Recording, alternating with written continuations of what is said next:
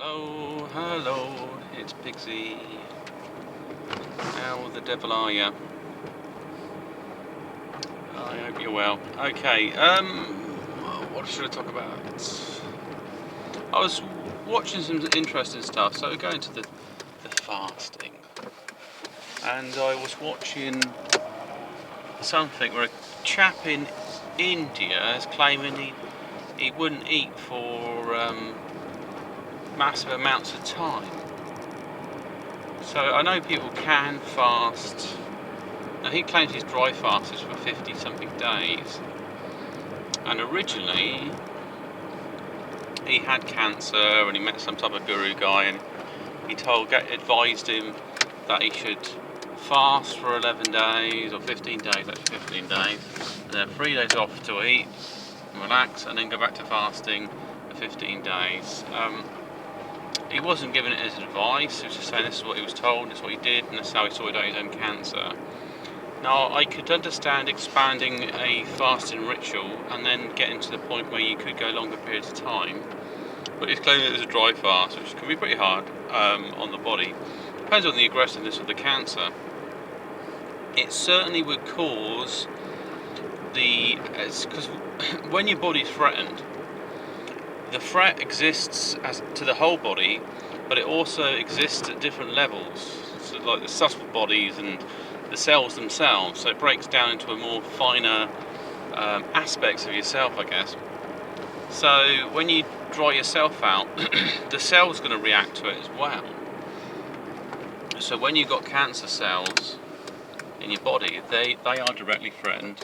It's not like they think, well, it doesn't bother us, we're just going to feed off the resources of the body. That actually they will be affected. They get the signal, they get the information that there's a problem, and so they come under the pressures. But what they won't get is the support they would have got from the body. The body would come along and say, "Hey, something's wrong with you. You're defective, and we really need to absorb you and re-engineer you." And so they would end up using themselves. And as they dry up, they sort of shut down so they can be redone, like that woman's wearing. And that's what would happen. So yes, you could dry out your body, and then it would have a knock-on effect of the cells. In the same way that when people give up smoking who've got cancer, the cancer becomes more active because the environment changes, so the blood chemistry is more healthier and there's more nutrients available. So really, if you're going to give up smoking and you suspect you might have cancer, possibly having an intermittent fasting may be an idea, or put something in there. You've got to avoid all the sugars and stuff, so definitely keto adapt yourself would probably be advised, because I know that there's a strong relationship between sugars and cancer. So when a cancer is adapted or have actually come into existence, it seems to like an environment where other bacteria may thrive. Now, it could be possible that the issue that lies in with the cancer cells, maybe not the DNA directly, but it's the mitochondrial DNA. Maybe it's mutated, or is a different type of mitochondrials that are starting to operate in that cell, which would explain why the behaviour of the cells are different and why it's acting foreign to the rest of the host. So the mitochondrials could be knocking out a lot of stuff. I don't know, I'm going to have to do some research into that. Can you look at a cell and say, yeah, that's cancer, that's not cancer? Will it look the same apart from it's multiplied or somehow different, it's mutated? But that could be to do with what's powering the cell inside. So it's been damaged because it's possibly a breeding ground for other types of almost like parasitic organisms that are living in it and are feeding off it and powering off it. And so these would exist within the cell. But you sometimes hear that cancer spreads, and it gets into the blood and it goes somewhere completely different in the body. And does that make any sense? Like, why would cancer be able to move around the body unless it had something, some genetic structure to it, or it was not, it was being transported in some way around the body? So there's something there that needs to be. I want to talk about, they talk about proteins and other things there. Oh, the other thing is it could have got to the point where somehow it's being transported through the immune system in some way, which would be unusual, because people understand the immune system to be something that attacks baddies and it's like the defense system. Well, it's actually the caretaking system, really. And what it does is it goes around sorting your body out, fixing things, repairing things, changing things. You know, so it does attack, but it also has a constructive level to it as well. It's replacing stuff, it's breaking it down to be replaced. And the issue with some diseases, other things, autoimmune stuff, is that the T cells have a kind of their own memory, but they're not, they don't really operate on the same system as the other cells, so it's harder to shut them down. Research from my research on fasting is that you can basically, after sort of a fast of 3 days, your immune system shuts down and it sort of reboots itself, basically. So your old cells would recycle themselves. So what could be used, possibly, is it would be more likely to be a minerals or something where you can feed the immune system during its regeneration stage. There's other issues as well. There's stuff like sensitivity, that the body, it's not really okay. Yeah. Sensitivity the body has to things you've got tolerances to. So this is another issue. It will reset your body to certain tolerances. So if you reintroduce certain foods that you have a sensitivity to, you may want to incorporate some dry fast in there, just because it have an inflammatory effect during that period, and just play around with that, really. I mean, today I did about 30 something hours of fasting, and then I had a reasonable amount of food. It was okay, a decent meal. I had a pack of sandwiches, which is probably not great because there's white bread in it, and a chicken chow mein, and a couple of pastries, sort of danishes and custard. I love custard danishes, they're nice. And that was it, really. I had a couple of little chocolates I popped in my mouth as well, but mainly just drunk black coffee and tea, really. So yeah, that was all good, and my weight's come down. I was doing some press-ups earlier. That's another indicator if your body's changing. If you do exercises, you notice it's a lot easier, and you can kind of fool yourself. It boosts your feelings about yourself. You can turn around and say to yourself that, oh, it's because you become stronger, and actually it's because you become lighter with it as well. And there is the human growth hormone, which you take advantage of. So, you know, general exercises, light exercises, it's worth doing it. There's no point in your body having these systems adapted and not using them. It's very interesting, the human body. It's like we're, in essence, people say, yes, you are. Obviously, you're a part animal, but it's all animals, but we're very different in some elements. Because the way our mind, we want to recreate the world and we envision things, so we're kind of different in certain ways, aspects. But we have a animal basis.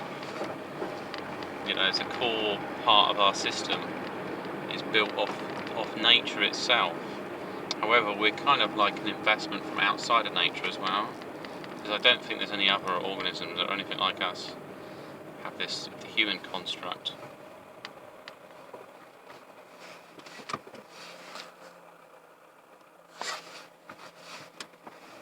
go. Afraid you can't cross the road. And so other people will cross the road, like this chap here. So it's interesting how us as a species. I don't think we could share the planet with another one. We probably have got other beings with the same kind of intelligence, or maybe in a greater design, if something's the caretaker for us. So if we're meant to caretake the planet, so it's caretaking us as a race. Maybe they split us into different dimensions. So there's other intelligent beings living in this kind of like parallel Earth. Only thing is they're not humans. So the whole structure of how everything has been sculpted and architected and everything else is different. And this is maybe why you get the crossover with beings that travel into our world that are in the cryptozoology, that are just sort of like beings from other different dimensions. So yeah. So interesting watching people, isn't it, what they do as they're driving by. So yeah, it's interesting stuff around cancer and also immune. But I just come across a guy, and so he's saying about that, it seems a bit strong. And there's another thing as well, he keeps on covering his mouth and his chin, so it gave me an idea, possibly he's not telling me the entire truth. So it's either it's acting as a shield, he's either shielding his feelings, or he's shielding you from his feelings. And so he might be, I don't think he's telling the truth, because he would feel some sort of conviction in it. But he was saying his master hasn't eaten for 60 years. And it could be possible that you, once you've eaten to grow your body, outside of that you don't need to. Which, but there was a lot of information before when I was studying the human species, and there was different humans in the past. There was this other stuff, and they're saying they didn't need to eat because they could feed off the ether, or they could feed off energy and stuff. And it could be quite possible that there's ways to do things like that. It could be like you may only need to have a mineral type bath, and that might be enough for you to regenerate in your body, or you might to eat when you're injured. At some point though, it became a practice that we should just eat all the time. And maybe it was to force us into a more animal state. If they eat all the time, they're more like animals.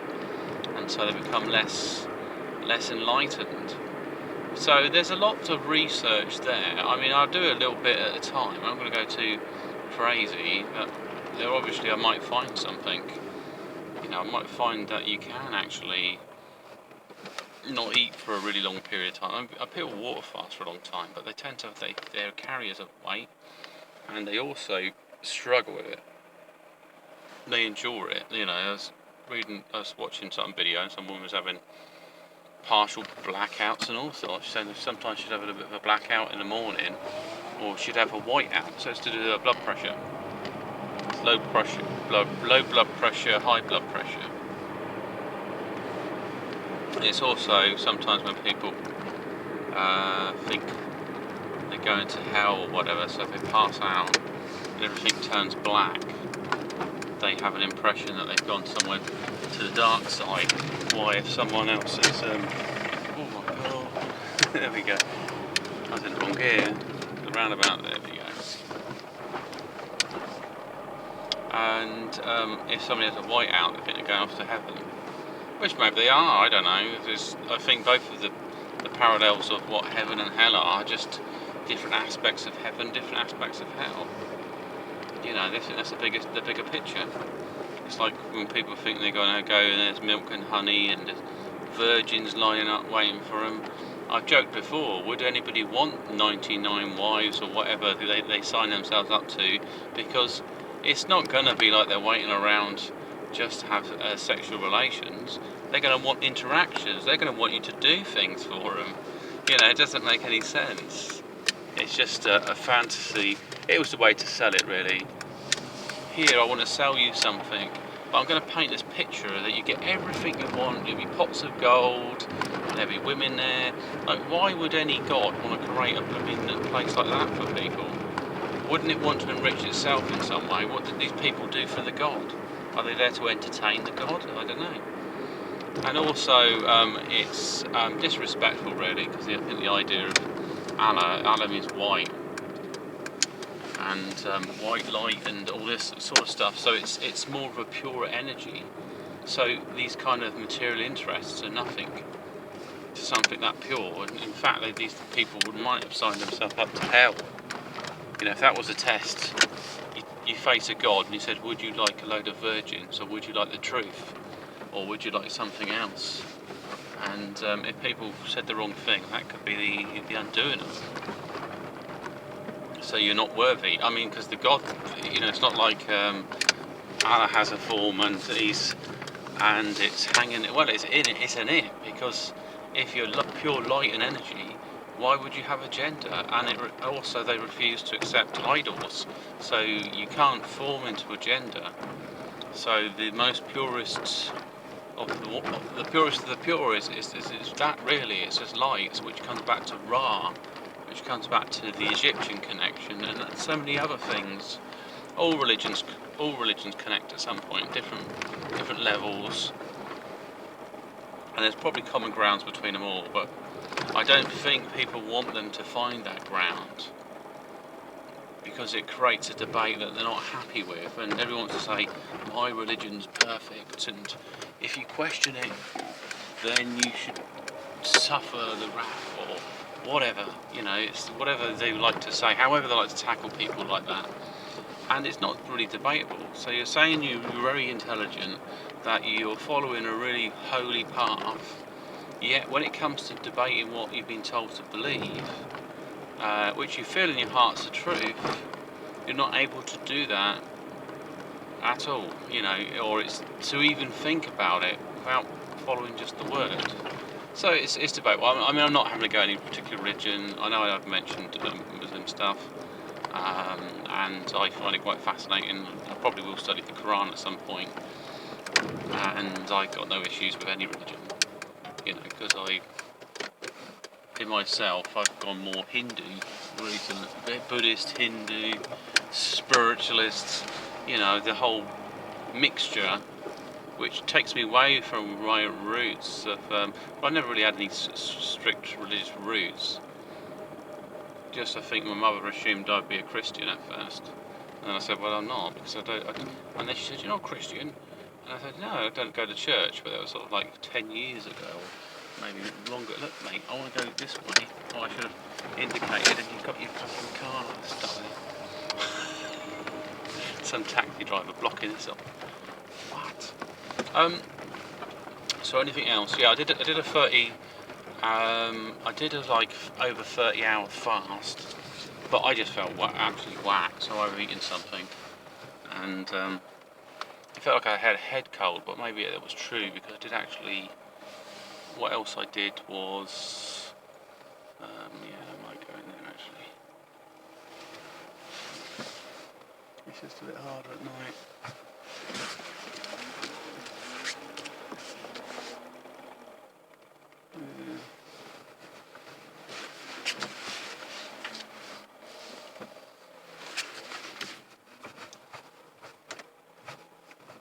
Right, that's it. Let it click it in place. One day I'll bash it someone's dick, make absolute ballistic. Oh, what are you doing about bagels? That's fine. Just having a good look. Yeah, it was just too much for me. So you've got to listen to what your body wants.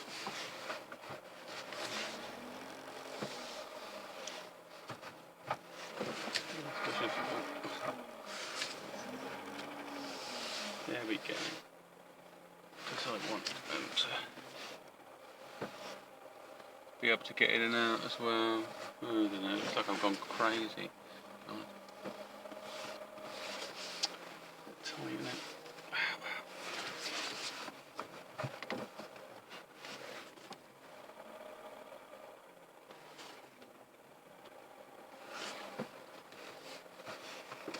There we go.